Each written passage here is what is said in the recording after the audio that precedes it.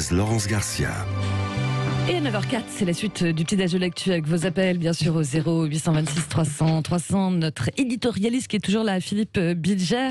Et on va parler d'Airbus, de la crise Airbus qui affiche une perte de près de 30% de chiffre d'affaires en 2020 avec notre invité Michel Molzin, coordinateur de la CGT pour le groupe Airbus. Bonjour. Bonjour Michel Molzin.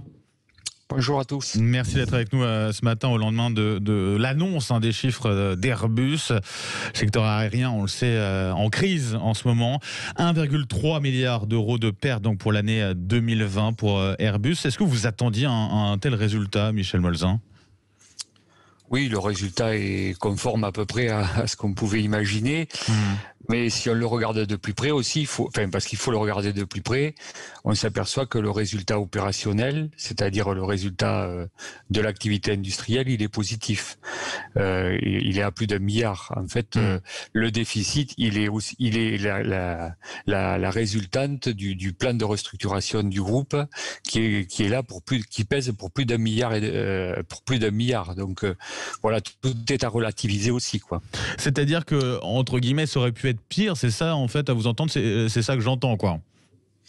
Non, ça aurait pu être moins pire, justement. C'est parce que Airbus profite pour une bonne part des aides de l'État que le résultat est ce qu'il est. Puisqu'on voit que ces investissements, par exemple, en termes de R&D autofinancés, de recherche et développement, voilà, sont en réduction, ce qui est une aberration au moment où on parle de décarboner l'aviation. Ça, c'est quand même surprenant, alors, parce que c'est ce que vous dites, mais sur la recherche et le développement, de se dire, on essaye de garantir finalement l'avenir, et là, c'est pas ce qu'on fait, quoi.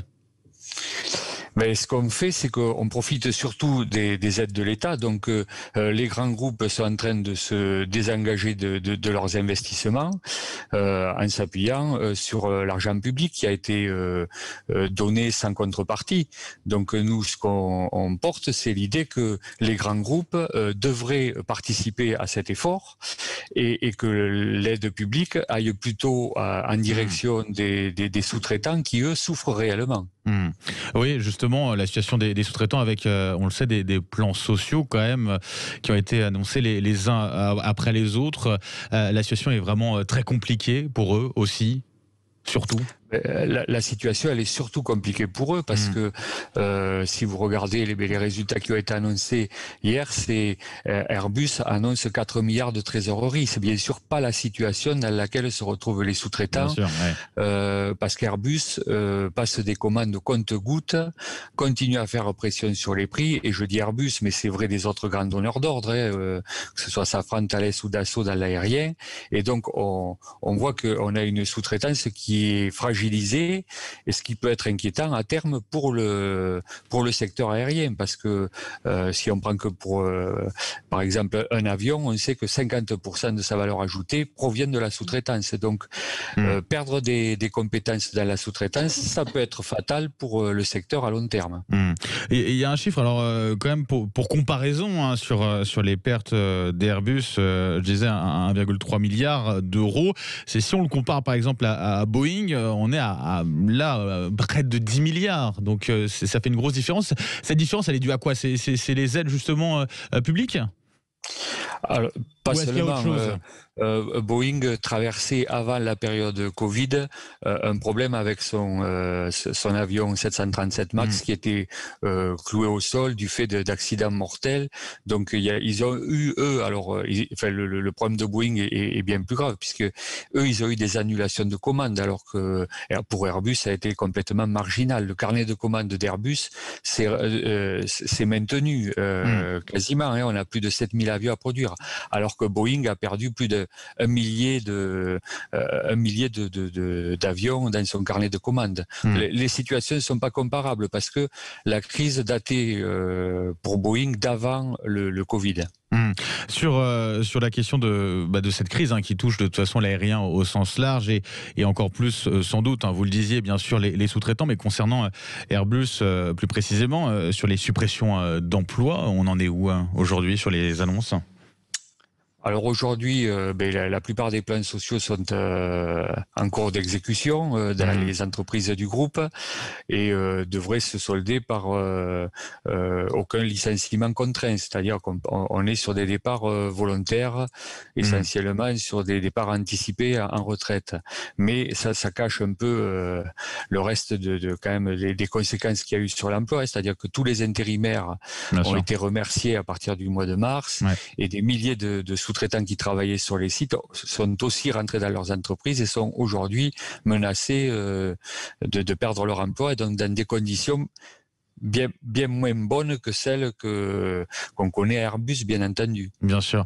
Michel Molzin, je rappelle que vous êtes coordinateur de la CGT pour le groupe Airbus. Donc merci d'avoir été avec nous ce matin et courage bien sûr pour la suite. On va d'ailleurs continuer d'en parler, peut-être d'un mot de cette crise dans l'aéronautique avec vous, Philippe Bilger. On le voit sur certains secteurs, c'est vraiment une période très très difficile. Pardon Benjamin, je ne vais pas profiter du départ de Michel Molzin pour m'interroger. Hier, au Vrai Voix, grâce à Philippe David, on a eu une analyse chiffrée très négative, évidemment, du déficit d'Airbus. Et j'aurais aimé, mais c'est trop tard, finalement lui demander s'il ne sous-estimait pas un peu les effets de la crise. Si j'ai bien saisi son propos, il n'y a pas que la crise qui est responsable de la catastrophe d'Airbus. Eh bien Philippe Bilger, attendez, posez votre question. Il est toujours là, Michel Molzin. Il est là. Voilà. Ah mais Michel Molzin, heureusement je vous ai, si j'ose dire. Hier, un de nos chroniqueurs les plus remarquables, ils sont tous à Sud Radio d'ailleurs, a fait une analyse très pessimiste et tout à fait chiffrée du déficit d'Airbus.